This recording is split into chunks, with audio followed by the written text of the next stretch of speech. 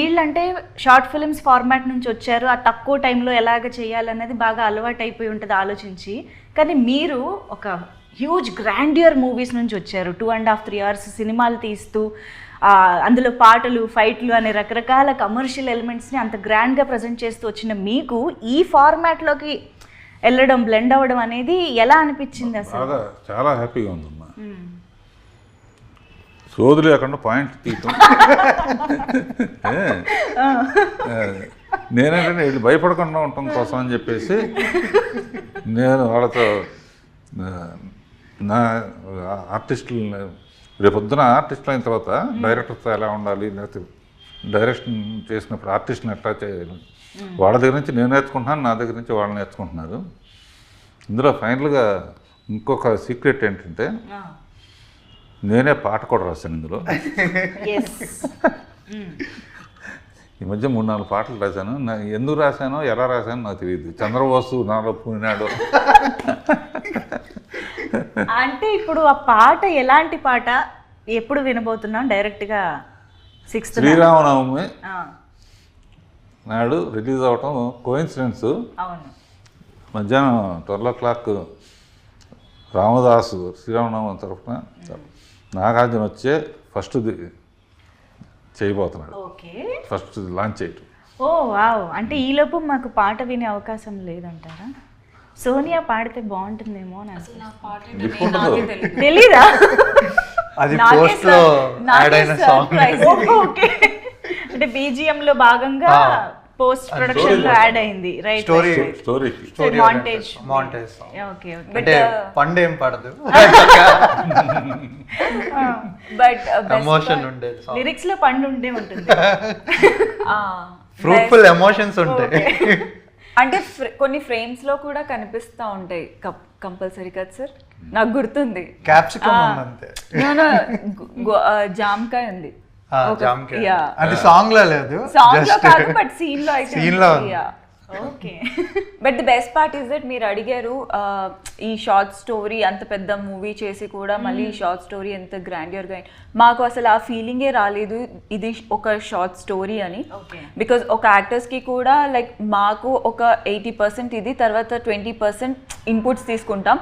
But ఇక్కడ అలా కాదు. ఈవెన్ వెరీ మైన్యూట్ ఎక్స్ప్రెషన్ కూడా సార్ ఆ సీన్కి ఆ లైన్కి చేసి చూపించడం జరిగింది. నేను ఎనాక్ట్ చేస్తున్న ప్రతి సీన్లో ఇప్పుడు నేను చూసుకుంటే నాకు సార్ చూపించిందే కనిపిస్తుంది ఫర్ ష్యూర్. ఎందుకంటే ఇప్పటికీ హీ కమ్స్ ఆ సీన్లో ఆ దీనికి ఆ ఎక్స్ప్రెషన్ చేసి మరీ చూపిస్తారు. అందులోని అలాంటివి నేర్చుకోవడం అన్నది ఈ టైంలో చాలా అదృష్టం మాకు. అది ఇది గుర్తున్నాయి. మీరు చాలా ఊరిస్తున్నారు తెలుసా, అన్నీ చెప్పకుండా చెప్తూనే వెయిట్ చేయిస్తున్నారు.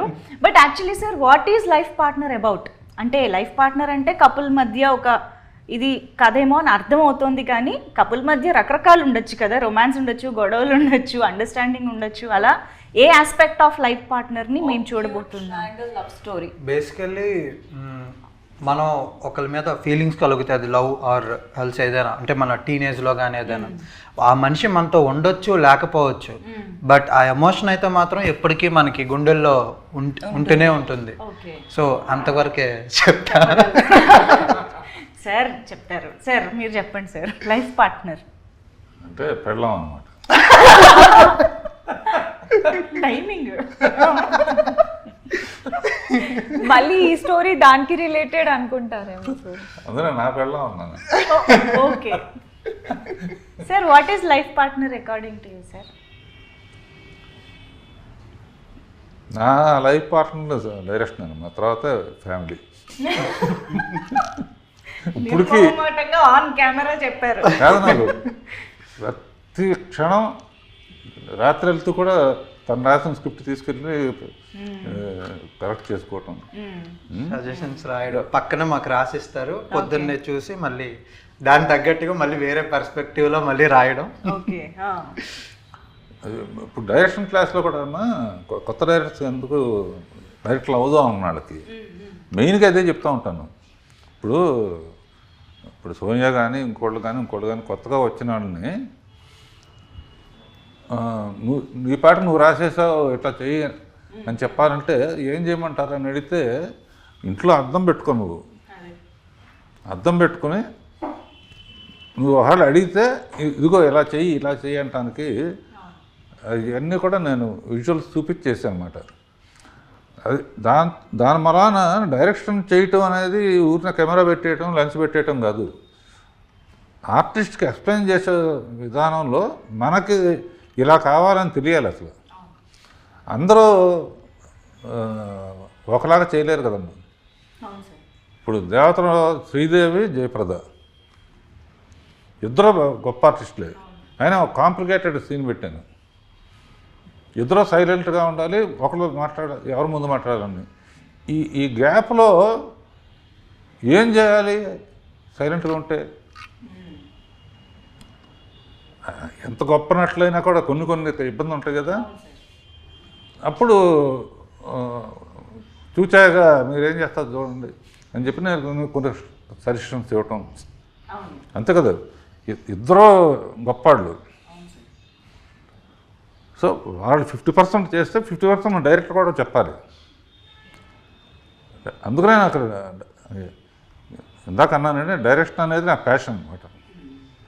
మా ఫాదరు ప్రేమనగర్ తీశాడు, అలాంటి సినిమా నేను తీయలేకపోయానే.